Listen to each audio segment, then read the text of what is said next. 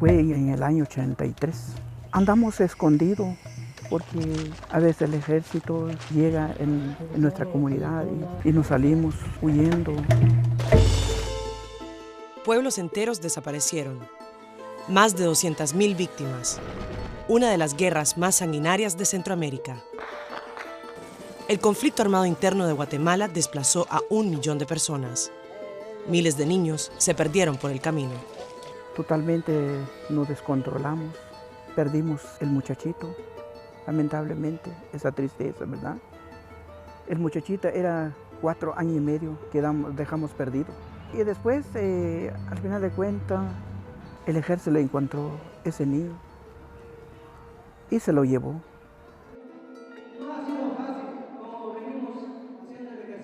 Felipe vivió 25 años con la pena de haber perdido a su hijo. Cuando descubrió que fue dado en adopción a una familia en Tennessee, Estados Unidos, Miguel Ángel ya había fallecido. Perdí mi hijo. Mi hijo se llama Miguel Ángel Juan Sosa Zarat.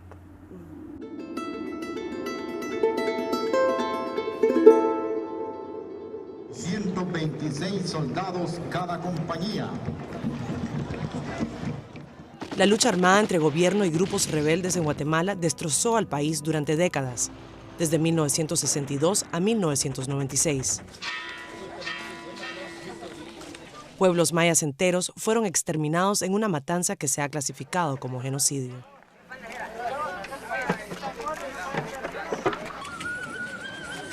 Miles de niños fueron separados de sus padres mientras huían del ejército. Solo años después se supo que muchos de esos niños habían sido vendidos. En 2002, Francisco Cuevas, corresponsal de Telemundo, investigó el negocio de los niños adoptados. ¿Qué tan fácil puede ser adoptar a un niño en Guatemala? Y comprobó que adoptar a un bebé en la ciudad de Guatemala era tan fácil como hacer una oferta. ¿Hay bebés? Sí, hay bebés. Para escoger. Sí. Los abogados cobran $15,000. La mitad es para los abogados y la otra mitad para mí, para la manutención del hogar y de los niños. Hola. ¿Qué le pasa? Durante las décadas de los 80, 90 y principio de los 2000, los hoteles de la capital estaban llenas de familias de Estados Unidos, Canadá y Europa en busca de niños. Y las casas cuna, como esta, estaban repletas de bebés. Y estos niños todos son chiquititos, ¿no? Sí, sí. ¿Cómo cuántos meses? Bueno, tengo desde a veces 24 horas hasta 3, 4 meses. ¿Y uno puede, por ejemplo, conocer los padres o es imposible eso? No. ¿No puede uno conocer los padres? No, la mayor parte de mis niños van para Holanda, van para Europa. ¿Para Europa van los niños? Ajá. ¿Que usted tiene? Sí, la mayoría. ¿Y como cuánto sería más o menos en total de todo? $15,000. 15,000 es... Sí, es para pañales, la leche, si hay una cirugía, hay vacunas, todas las vacunas. Ante la avalancha de adopciones irregulares, las organizaciones en defensa de la infancia intentaron alertar del problema. La noble institución de la adopción se ha degenerado. El problema es muy serio y no vemos que existe interés de parte de las autoridades guatemaltecas por tratar de hacer algo por detener este negocio. Más o menos el 98% fueron internacionales. Es decir, el mercado, los niños están siendo exportados, no están siendo adoptados por los guatemaltecos. No hay registro de cuántos niños fueron adoptados en los años 80, pero entre 1999 y 2008, en los Estados Unidos, se adoptaron casi 30.000 niños guatemaltecos. No se sabe cuántos se fueron a Canadá y Europa. La ley de adopciones de la época permitía que los abogados tramitaran las adopciones sin que mediaran otros controles estatales, y la venta de niños se convirtió en el gran negocio. El precio de una adopción podía alcanzar los $35,000. Solo en 2007, Guatemala ingresó $200 millones en adopciones. Era una cuestión notarial eminentemente, ¿verdad? Por eso es que era fácil, porque entonces un abogado se constituía en la parte legal de las familias que querían, incluso ni siquiera venían a Guatemala, y aparece una gran cantidad de niños, digamos, en la ciudad que vienen de la guerra. Entonces ahí se abre la gran oportunidad del negocio. La Comisión Internacional contra la Impunidad en Guatemala denunció que, aprovechando la pobreza y la inseguridad, muchas madres fueron engañadas para entregar a sus bebés. Aquí las adopciones salían en una semana, 2 semanas. Es una cosa increíble. Los bebés eran arrebatados de sus madres en los hospitales en cuanto las mujeres daban a luz. En la Procuraduría de Derechos Humanos se reportan constantemente casos en donde madres despiertan de la anestesia y ya no tienen a sus hijos.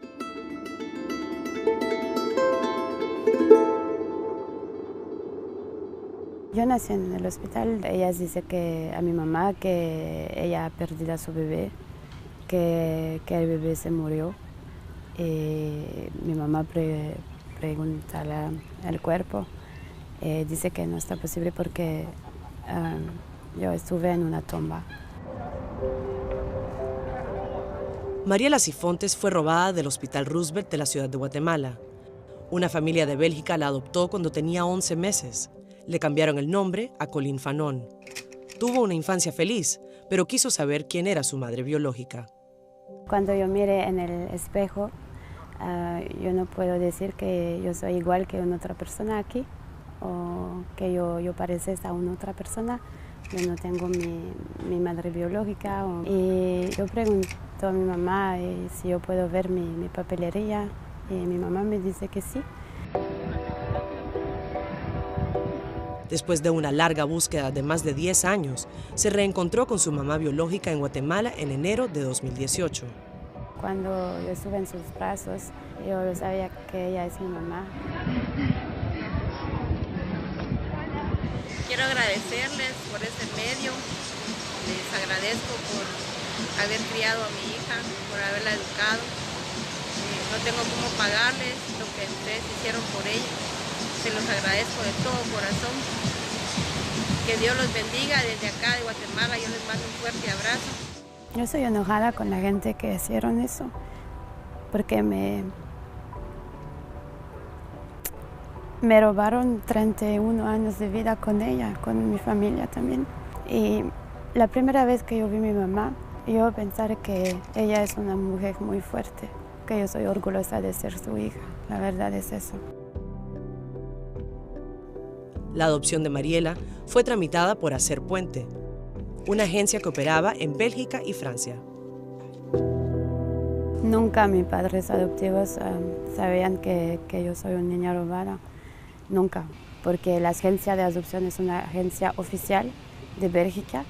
Mi madre dice todo el tiempo, yo tengo confianza en el Estado de Bélgica también, pero en la asociación también. Supuestamente Hacer Puente hicieron más adopciones. No sé si las adopciones es fraudulentas o no, pero yo conozco otros adoptados que están niños robados también.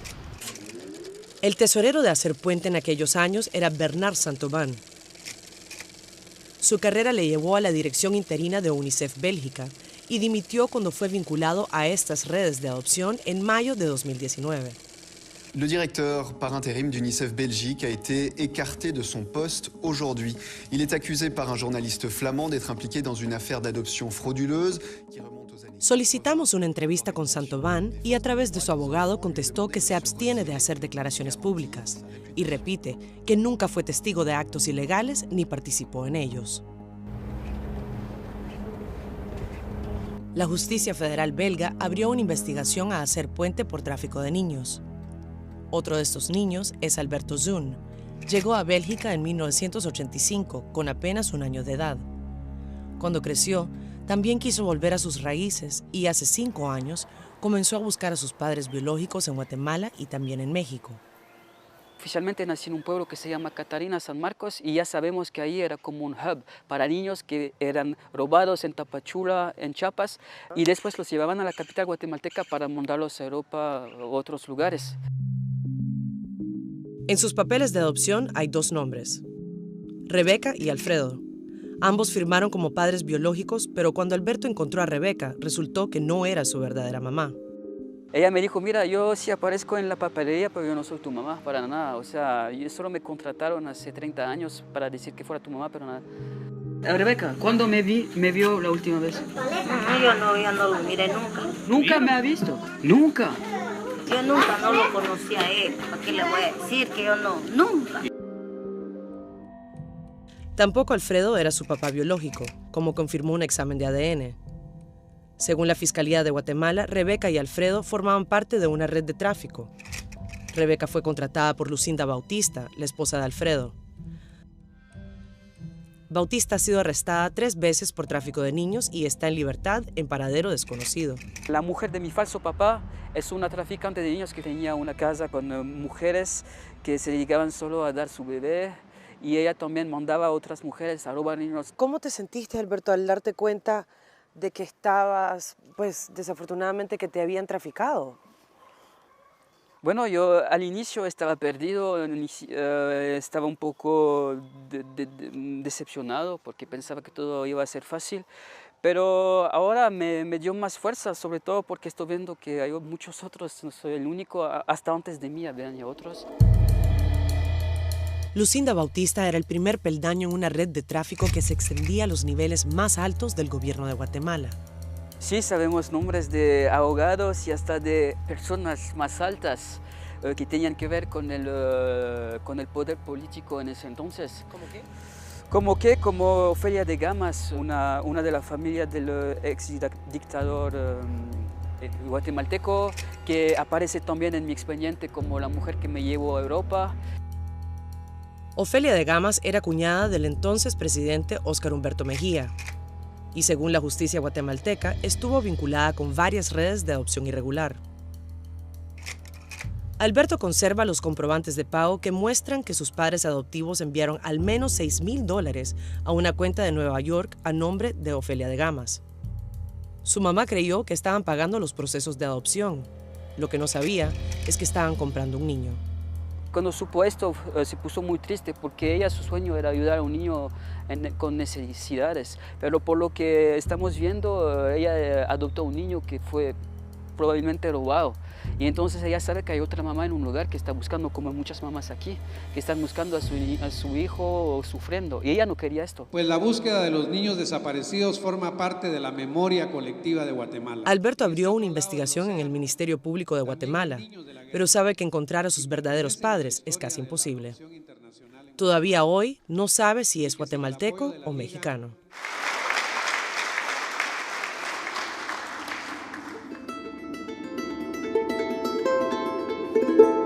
Osmin y Jeffrey fueron prácticamente vendidos por una buena cantidad de dólares. En el juzgado primero de menores los declaran en estado de abandono. Inmediatamente ellos entran a un programa de adopción sin tener el consentimiento mío. Gustavo Tovar pasó más de una década buscando sus hijos. En 1997, una vecina había acusado a la madre de los niños de abuso y abandono, y eso fue suficiente para que un juzgado les incluyera en el sistema de adopción. La jueza Aida Marizuya firmó los papeles de abandono de Osmin. Parece un poco extraño de que 3 casos que hemos tratado mencionan su nombre. Es que era el único juzgado. Y los 3 niños fueron a parar al extranjero. Eso sí yo no le puedo decir por qué fueron a parar al extranjero. Eso sí ya está fuera de mi contexto. Cuando Francisco Cuevas lo entrevistó en 2002, Gustavo llevaba años de juzgado en juzgado tratando de revertir la declaración de abandono y la posterior adopción internacional de Osmin y Jeffrey. Aquí se agotaron todas las instancias, todos los juzgados se excusaban de conocer. Había un montón de laberintos, ¿verdad?, que no sabíamos a dónde entrarle porque no habían documentos para ampararnos. Osmin y Gustavo se encontraron en 2010 a través de Facebook. Osmin ya tenía 21 años y había crecido en Pensilvania, Estados Unidos. Un año más tarde, decidió viajar a Guatemala a buscar a su papá. Papá, ¿cómo estás? ¿Cómo estás? Bien. Jenny Corado, corresponsal de Telemundo, estuvo con ellos el día de su reencuentro. Hoy es un hombre de 30 años y todavía recuerda el día en que se lo llevaron. Rápido, rápido, corre. En el principio tenía 7 años cuando yo estuve viviendo con mi mamá. En un día la PGN llegó a mi casa y me dijo que me vaya a llevar. ¿Tú te acuerdas de ese día? Sí, yo recuerdo todos los días yo tengo que despertar con esa memoria, ¿verdad? Por muchos años pensé que fue mi culpa, que no protegí a mi hermano, que no protegió mi país, mi padre, ¿verdad? Después de sacarlo de su casa, la Procuraduría mantuvo a Osmin durante 2 años en varios hogares de niños. Él estuvo en una asociación que se llamaba Niños de Guatemala, que era presidida por una abogada que era esposa de un magistrado, en ese entonces era presidente de la Corte Suprema de Justicia, y valiéndose del caso, ella hacía lo que quería con las adopciones. Esa mujer es Susana Luarca de Umaña, esposa del expresidente de la Corte Suprema de Justicia, Ricardo Umaña. Según documentos judiciales, trabajaba en complicidad con jueces y abogados. Separado de su hermano Jeffrey, Osmin fue adoptado a los 9 años. Con el paso del tiempo, recordaba su niñez en Guatemala y solo pensaba en regresar. Entonces, eso me afectó mucho en mi mente, hasta un punto que tiene mucha energía negativa adentro de mí. Y empezó a usar drogas, empezó a pelear, empezó a hacer muchas cosas negativas de la sociedad. Pero logró encaminar su vida y al final regresó a Guatemala con su familia biológica, se casó y tuvo un hijo. Jeffrey, en cambio, decidió no tener relación con su papá o hermano. Osmin Ricardo Tobar Ramírez. En 2016, Osmin llevó su caso a la Corte Interamericana de Derechos Humanos y fue el primero en ganar un caso contra Guatemala por adopción irregular. My name on my passport is Ricardo William Boers, but my real name is Osmin Ricardo Tobar Ramírez. En 2018, la sentencia obligó al gobierno a reconocer que consintió las malas prácticas durante años. Did anybody ask you if you were mistreated by your mother? No, sir. Did anybody ask you if you were about your living conditions? No, sir. Did anybody ask you about the separation of your parents? Never. Did anybody ask you if you prefer to live with any other family member? No, sir. El Estado tenía que tomar la responsabilidad que han hecho, ¿verdad? Contra su niño, su gente, su pueblo. Y nosotros fui a corte para decir que ya no más, y que los pueblos de Guatemala tenían que saber qué pasó, los eventos que pasó aquí, los criminales que tenían que saber por qué.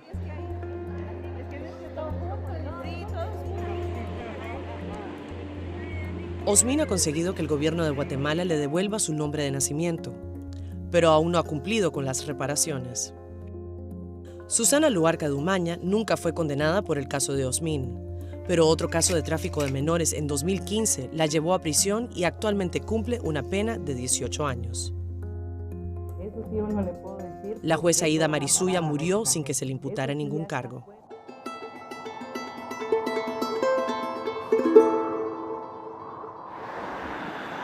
Muy pocos han asumido su responsabilidad. Un país dividido no va a salir adelante. Quienes participaron niegan los daños que produjeron tantas separaciones de familia. ¿Usted no considera de que hay ciertas reparaciones que se le tienen que hacer a gente que fue afectada por esta circunstancia? A los 35 y pico de mil niños que fueron adoptados durante esa época. Yo creo que los niños se les salvó la vida, pues, en todos esos procesos de adopción en Guatemala. Aquí no hay víctimas, pues, sino al contrario, lo que ha habido, pues, son personas a las que se les ha salvado la vida. Edmond Mulet tiene una larga y exitosa trayectoria política. Ha sido diplomático en Naciones Unidas y candidato presidencial. Muchos años atrás, en 1981, fue detenido por participar en una de las redes de adopción, Los Hijos del Sol. En aquella época, es que las circunstancias ahora son distintas, la legislación es diferente, entonces no podría yo hacer ahora lo que se hacía entonces, y no se podía hacer entonces lo que se hace ahora porque el marco legal era completamente distinto.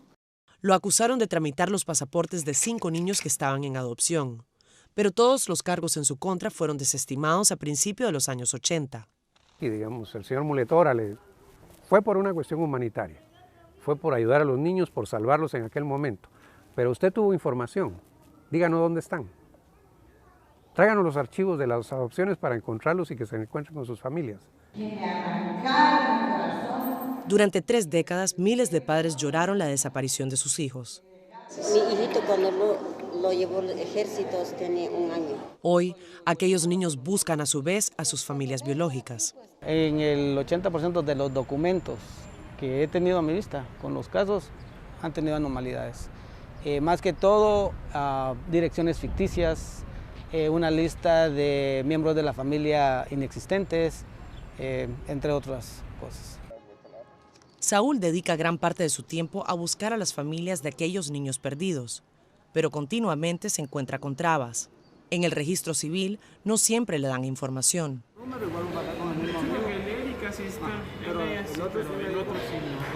Por el momento no, por lo mismo. Así que Saúl ha decidido sumar fuerzas con organizaciones de jóvenes guatemaltecos que fueron separados de sus padres.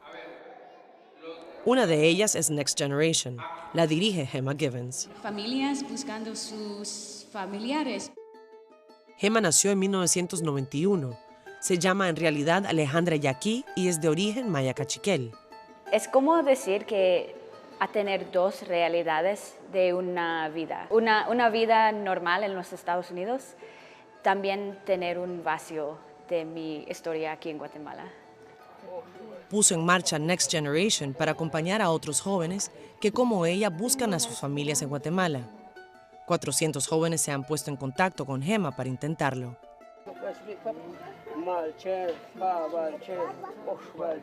Maco Garavito y la Liga de Higiene Mental han logrado reencontrar a algunos de estos niños con sus padres biológicos, pero muchas familias siguen estando separadas.